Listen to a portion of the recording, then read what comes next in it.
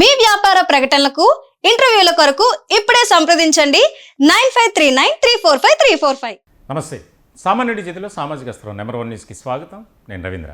మన సమాజంలో కొంతమంది బాధ్యతను మరచి విచక్షణ అనేది మరచిపోయి ప్రవర్తిస్తున్నారు. ఇటువంటి సంఘటనలు మనం నిత్యం చూస్తూనే ఉన్నాం. చిన్నపిల్లలపై అకృత్యాలు, లైంగిక వేధింపులు, లైంగిక దాడులు, అలాగే ఒకరిపై ఒకరు దాడి, భార్యాభర్తల మధ్య మనస్పర్ధలు, భేదాభిప్రాయాలు, ఇవన్నీ కూడా సమాజంలో నిత్యం జరుగుతూనే ఉన్నాయి. దానికి మనం అడ్డుకట్ట వేయలేకపోతున్నాం. ఎందుకంటే మనుషుల్లో ఉన్నటువంటి ఆలోచన విధానం అలా మారుతుంది. యువత కావచ్చు, పెద్దవారు కావచ్చు, ప్రేమించి పెళ్లి చేసుకున్నటువంటి దంపతుల మధ్య ఏదో ఒక చిన్న మనస్పర్ధ ఏదో రావటం జరుగుతుంది. అది ఓ పెద్దగా మారిపోయి భర్తను ఎలా అయినా కడతేర్చాలి, లేకపోతే ఇల్లీగల్ కాంటాక్ట్స్ పెట్టుకొని, ఇటువంటివి చాలా ఎక్కువైపోతున్నాయి. మనం చూస్తూనే ఉన్నాం. దానికి సంబంధించి నిందితులకు శిక్షలు పడినా ఎక్కడ కూడా దాన్ని కంట్రోల్ చేయలేనటువంటి పరిస్థితుల్లో మనం ఉన్నాం. వాస్తవం చెప్పాలంటే ఒక ఆడపిల్ల బయటికి వెళ్ళి ఇంటికి తిరిగి వచ్చేంత వరకు ఆ తల్లిదండ్రులకు ఎంతో వేదన, ఆందోళన. ఇలాంటి సందర్భంలో ఉమ్మడి చిత్తూరు జిల్లాలో ఒక ఘటన జరిగింది. వాకాడుకు సంబంధించినటువంటి తహసీల్దార్ రామయ్య, ఆయన మహిళా విఆర్ఓని లైంగిక వేధింపులు, లైంగికంగా దాడి, అంటే అసభ్యకరంగా మెసేజ్లు పెట్టడం, ఇలా రకరకాలుగా ఎప్పటి నుంచో ఆ మహిళ ఇతని అరాచకాలను ఏదో రకంగా ఆపుకొనో అన్నీ కంట్రోల్ చేసుకొని జీవిస్తుంది. ఎందుకంటే ఇంట్లో చెబితే ఫ్యామిలీ మెంబర్స్తో ఇబ్బంది, అతను ఏదో ఒకటి చేస్తారు, అలా అని చెప్పి అలా సైలెంట్గా ఉంటే ఈ రకమైనటువంటి కంటిన్యూ అవుతున్నాయి. ఎందుకంటే అతను ఆ మహిళకు సంబంధించి సుపీరియర్ ఆఫీసర్, అతని అండర్లోనే పనిచేయాలి. సో ఇలాంటి క్రమంలో తట్టుకుంది. అయినా సరే ఇంట్లో గొడవలు, నువ్వు అతనితో మాట్లాడుతున్నావు, అతను నీకు ఎందుకు మెసేజ్ చేస్తున్నాడు అని చెప్పి భర్త కూడా అనుమానించినటువంటి పరిస్థితుల్లో ఇష్యూ జరిగింది. ఇక తట్టుకోలేక ప్రతిరోజు మెసేజ్, మనం స్క్రీన్ మీద చూస్తున్నటువంటి ఆ ప్రబుద్ధుడే ఎంఆర్ఓ రామయ్య తహసీల్దార్, రెవెన్యూ డిపార్ట్మెంట్లో కీలకమైనటువంటి అధికారిగా ఉండి అతను చేసినటువంటి పని ఏంటంటే ఆ మహిళను, నువ్వు చాలా అందంగా ఉంటావు, నువ్వు బాగుంటావు, నువ్వంటే నాకు ఇష్టం, నీతో నేను అఫైర్ పెట్టుకుంటా, జీవితాంతం నిన్ను హ్యాపీగా చూసుకుంటా, ఈ రకమైనటువంటి మాటలతో ఆమెను లైంగికంగా, మానసికంగా వేధింపులకు గురి చేస్తుంది. ఇంకొక రోజు ఒక ప్లాన్ వేసింది. అదేంటంటే సరే ఇంటికి రా మాట్లాడుకుందామని. అయ్యగారు వెళ్ళిపోయారు ఇంటికి కారులో. అయిపోయిన తర్వాత ముందుగా ప్లాన్ చేసింది, భరించింది. ఇక అతని వేధింపులు తట్టుకోలేక ఇంట్లో తల్లికి అలాగే భర్తకి కొంతమందికి చెప్పిన తర్వాత వాళ్ళు ప్లాన్ చేశారు. ఎందుకంటే ఒక మహిళను కుటుంబ సభ్యులు ఇంట్లో కోడలనో, కూతురునో, లేకపోతే చెల్లినో, అక్కనో అనుమానిస్తుంటే పడతారు, కానీ అది శృతి మించితే ఏదో ఒక రోజు దానికి ఎండ్ కార్డ్ పడాలి.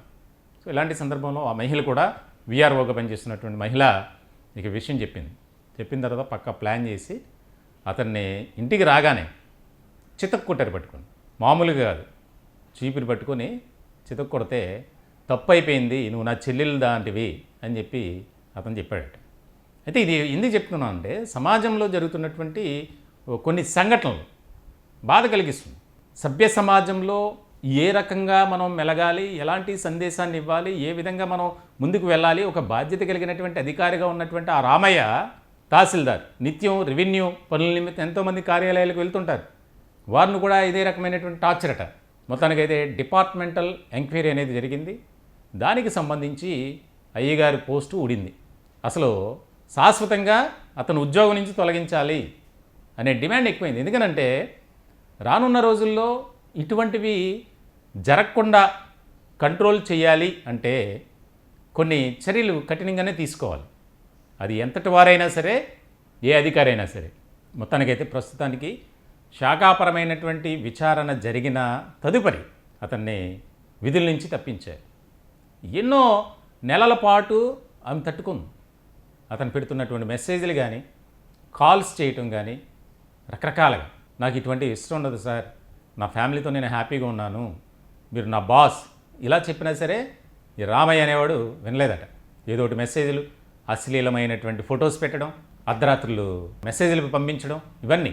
ఇలాంటి సందర్భంలోనూ ఒకరోజు భర్త చూసి నీకు అర్ధరాత్రి మెసేజ్ పెట్టాడంటే అతనితో నీకు ఏమైనా సంబంధం ఉందా అని గొడవ అయినటువంటి తరుణంలోనే ఈ ప్లాన్ వేసింది ఆ మహిళ. లేకపోతే ఇంకా ఈ రామయ్య అరాచకాలు పెరిగిపోయాయి. సో మొత్తానికైతే ఒక మంచి గుణపాఠం జరిగింది. ఇంకెవరు కూడా ఇటువంటివి చేయటానికి సాహసం చేయరు అనేది అక్కడ స్థానికంగా చర్చ జరుగుతుంది. ప్రభుత్వం కూడా స్పందించాలి. రెవెన్యూ డిపార్ట్మెంట్ ముఖ్యంగా ఇప్పుడు ప్రజలతో అనుసంధానమైనటువంటి డిపార్ట్మెంట్ ఏదైనా ఉందంటే రెవెన్యూ కూడా.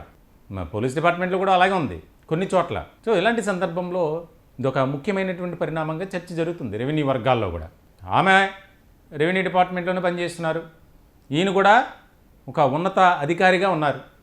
మరి ఎలా చూసుకోవాలి, ఎలా ఉండాలి, ఎలా తోటి ఉద్యోగుల పట్ల ఏ రకమైనటువంటి వైఖరి కనబరచాలి, ఎట్లా వ్యవహరించాలి, ఎలా ప్రవర్తించాలి అనేది విచక్షణ మరిచి అసభ్యకరమైన పదజాలంతో మాట్లాడుతూ మెసేజ్లు పెడుతూ ఫొటోస్ పంపిస్తూ ఆమెకు నరకయాతన చూపించండి దాదాపు 1 year నుంచి. మొత్తానికైతే తగిన శాస్తి జరిగింది అనేది చర్చ జరుగుతుంది. మొత్తానికైతే ప్రస్తుతానికైతే అతన్ని ఉద్యోగం నుంచి తొలగించారు, సస్పెండ్ చేశారు. పూర్తిగా శాశ్వతంగా ఇతనికి ఎక్కడా కూడా ఉద్యోగం రాకుండా మళ్ళీ చేయాలి అనే డిమాండ్ ఎక్కువైంది. మరి కూటమి ప్రభుత్వం ఎలాంటి నిర్ణయం తీసుకుంటుంది అనేది చాలా ముఖ్యమైనటువంటి పరిణామం. ఇటువంటివి మీ ప్రాంతాల్లో జరిగినా అవి బయటికి రాకుండా ఉన్నా కింద స్క్రోలింగ్లో వస్తున్నటువంటి నెంబర్, సామాన్యుడి చేతిలో సామాజిక అస్త్రం నెంబర్ 1 న్యూస్. మా నినాదం ఒకటే, సామాన్యుల పట్ల మేము పనిచేస్తాం, పోరాటం చేస్తాం. వారి సమస్యల పరిష్కారానికై మేము అలుపెరగిన పోరాటం చేస్తూ ప్రజలకు అలాగే పాలకులకు అధికారులకు మధ్య వారధిగా పనిచేయడానికి మేము సిద్ధంగా ఉన్నాం. కాబట్టి ఏ ఇష్యూ అయినా సరే మీ నోటీస్కి వస్తే ఆ నెంబర్కి మీరు వాట్సాప్ మెసేజ్ చేయొచ్చు, నేరుగా కాల్ చేసి మీ యొక్క అభిప్రాయాన్ని తెలియజేసి ఈ టాపిక్పై మీ అభిప్రాయాన్ని కామెంట్ రూపంలో తెలియజేయండి. దయచేసి మా ఛానల్ని సబ్స్క్రైబ్ చేసుకోండి. Thank you.